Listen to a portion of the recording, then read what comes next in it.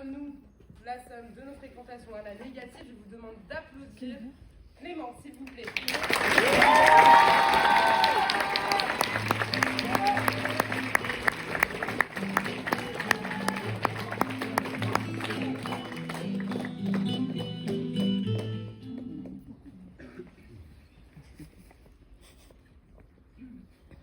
Mesdames et messieurs les membres du jury, cher public, laissez-moi vous conter une histoire, je vous prie. Nous sommes en juin 2017, dernier cours de musique de mon année de 6e.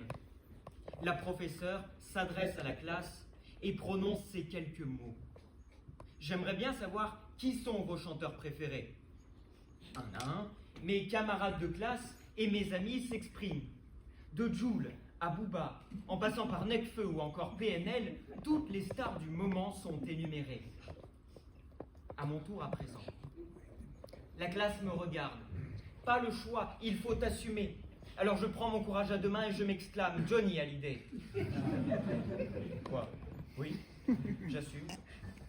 Entre les moqueries dans la pièce, la professeure me demande « Pourquoi as-tu des goûts musicaux si différents de tes amis ?» Je lui fais comprendre avec des mots, traduisant mes mots d'humiliation, que je ne suis pas la somme de mes fréquentations. Il en existe deux types, les fréquentations directes et indirectes. L'influence est présente dans les deux cas. Par définition, l'influence, c'est un effet exercé sur quelqu'un ou quelque chose. C'est un effet qui peut prendre du temps, mais sera toujours moins long que la carrière de Michel Drucker. Amis, famille ou connaissances, nous sommes toutes et tous influencés par nos fréquentations directes. Or, nous ne sommes pas la somme de ces dernières. Ce n'est pas une essence, mais une influence dont il est question. Nous restons nous-mêmes, peu importe nos groupes de pairs. Tout d'abord, parce que nous savons que chaque personne est unique. C'est ce que nous appelons l'individualité. Chacun d'entre nous est différent. Dans cette salle, certaines personnes finiront peut-être astrophysiciens, d'autres candidats de télé-réalité. Quoi qu'il en soit, personne n'est identique. L'écrivain Anatole France disait « Toute créature humaine est un être différent. » Et supposons même des jumeaux. Ils vivent pareil, pensent pareil, mais ne sont pas pour autant la même personne. Nous possédons une identité propre, chacun son humour, chacun son empathie, chacun sa sociabilité, chacun sa sensibilité. Une personne sensible peut pleurer, et ce, même si elle s'autoproclame mâle alpha, qu'elle fait 300 pompes par jour et qu'elle mange du charbon au petit déjeuner. Nous ne pouvons pas changer ce que nous sommes intérieurement. Nous restons nous-mêmes, peu importe nos groupes de pairs. L'identité intérieure d'une personne est définie dès sa naissance, ce qui n'est pas le cas de la personnalité. Par définition, la personnalité, c'est l'ensemble des traits moraux par lesquels une personne est différente des autres. Certaines personnalités se ressemblent, voire même se rassemblent, mais il existera toujours une différence. Ce n'est pas parce que je fréquente d'autres personnalités que je change la mienne. Par exemple, j'ai des amis qui fument, ce qui n'est pas mon cas, en tout cas pas du tabac. Mes amis boivent de l'alcool, alors qu'un simple verre de sirop suffit à m'enivrer. J'aime les personnalités de mes amis, mais je conserve la mienne. C'est donc cela, une fréquentation directe. La personnalité d'un individu, c'est aussi ses passions et ses projets. Dans un groupe de pairs, il existe des passions et ambitions qui diffèrent. N'avez-vous jamais ressenti le besoin de ressembler à un groupe pour mieux vous intégrer? Il s'agit du paraître. Parfois, il peut arriver de se sentir inférieur ou inintéressant. Alors on essaye tant bien que mal de ressembler à la star du groupe, on achète les mêmes vêtements, nous prenons les mêmes mimiques. Nous nous inventons un rôle. Nos pairs deviennent nos repères. Pourtant, au fond, nous sommes toujours les mêmes. C'est le même principe pour les tueurs en série. Pour mieux être intégré à la société, ils jouent un personnage. Xavier Dupont de Ligonnès, avant le drame. Il se montrait très gentil à l'égard de ses fréquentations. Il jouait le père modèle avant le père criminel. Pour les humains normalement constitués, à savoir ni assassins ni fans de Darmanin, nous possédons dans notre conscience la capacité de s'auto-évaluer. C'est-à-dire que nous pouvons faire le point sur soi. D'où la phrase parentale que nous avons tous déjà entendue en boucle. S'il saute d'un pont, tu sautes aussi. Certes, la thèse adverse nous dirait que nous sommes la somme de nos fréquentations de par la reproduction sociale. Navré, mais cet argument est faux. Si chaque individu reprend à l'identique le comportement de ses parents, nous aurions des générations parfaitement similaires. Nous avons la chance de pouvoir changer et choisir nos fréquentations.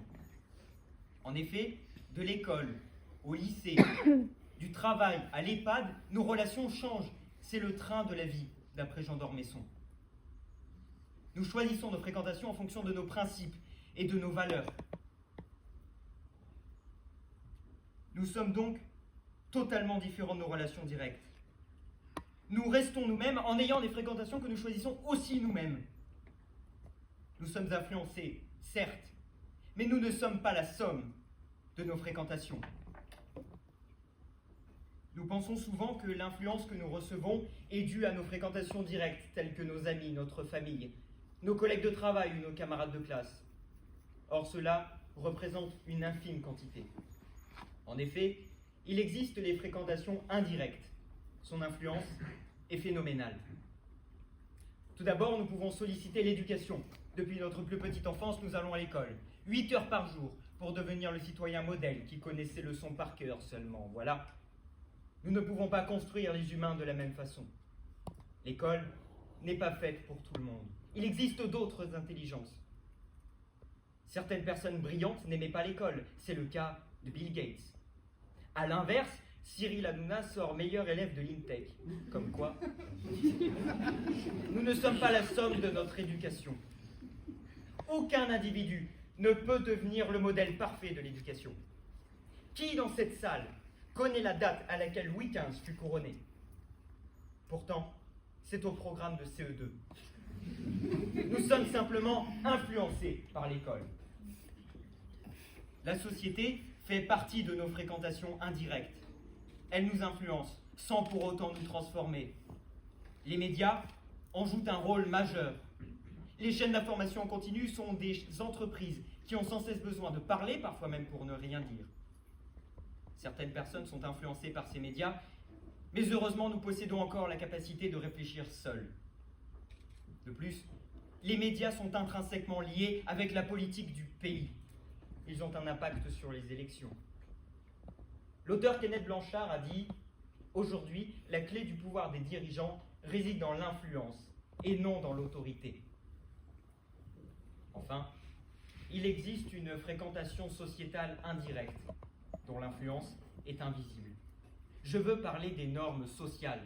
Il ne faut pas sortir du système, il ne faut pas bousculer les codes par peur du regard des autres. Finalement, les influenceurs, c'est nous. Par influenceurs, je ne parle pas de la grande philosophe Nabila, mais des acteurs de la société.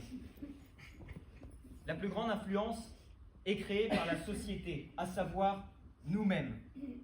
Nous sommes influencés par les autres, que nous influençons. Sur le principe de l'arroseur arrosé, c'est l'influenceur influencé. À l'heure actuelle, la société veut nous transformer. Elle veut que nous soyons la somme de nos fréquentations directes et indirectes. Mais je vous en conjure, restons ce que nous sommes. Restons incomparables aux autres. Nous ne sommes pas la somme de nos fréquentations. Nous ne sommes pas des moutons de Panurge. Il suffit d'un chanteur pour s'en rendre compte. Vive l'unicité, vive la prise de position et vive la prise de parole. Merci Eloquentia. Merci Johnny Hallyday. Cher public, chers membres du jury, je vous remercie.